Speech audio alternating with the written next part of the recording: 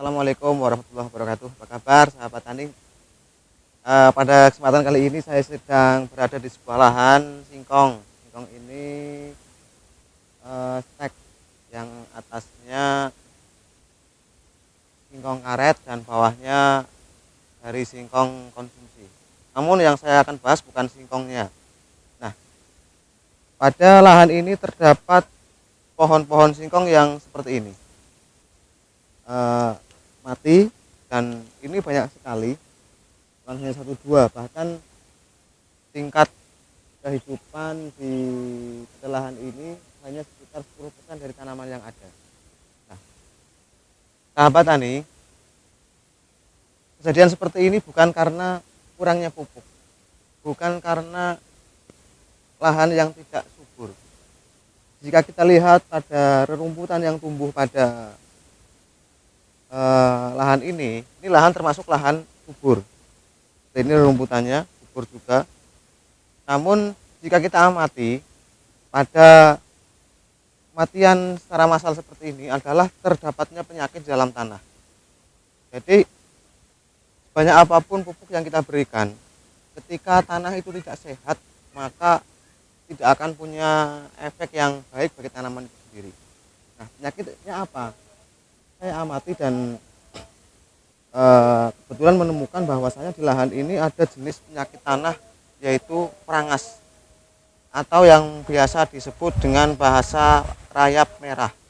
Nah, rayap ini memakan akar dan memakan bahan-bahan organik yang terdapat di dalam tanah tersebut, sehingga di samping akar sebagai penyerap nutrisi pada tanaman, penyerap nutrisi pada tanah, maka akar itu terburu sudah dimakan oleh perangas itu.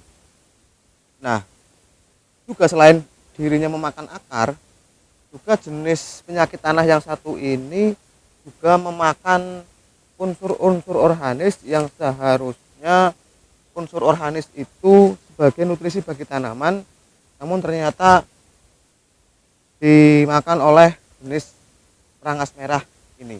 Nah, ini yang terjadi seperti ini pada lahan singkong ini. Singkong padahal satu tanaman yang sangat mudah sekali dibudidayakan, mudah sekali tumbuh, namun ketika tanahnya itu ada berpenyakit tidak sehat, artinya maka tanaman akan seperti ini.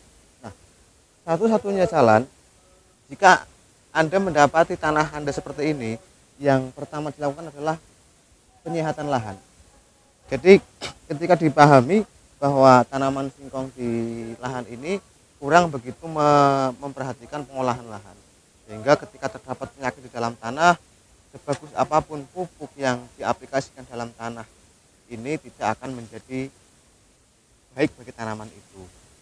Itu malah menghambur-hamburkan biaya karena kita memberi makan yang tidak tepat. Nah, sahabat tani, perangas jenis ini yang kita pahami tidak akan mati dengan pestisida. Bahkan saya pernah direndam air juga tidak mati. Ketika tanah itu sendiri masih ideal untuk tumbuh perangas itu sendiri. Nah, dengan cara pernah juga saya mengatasi hal ini, perbanyak karbon organis yang punya kandungan N. Seperti yang kita gunakan adalah urin sapi, urin kambing. Insya Allah ini akan sembuh. Jika menggunakan tanaman, gunakanlah tanaman serai. Ditanami serai, atau serai itu ditumbuk, direbus lalu disemprotkan pada lahan. Namun yang paling efektif adalah kita menggunakan urin, baik urin sapi maupun urin kambing.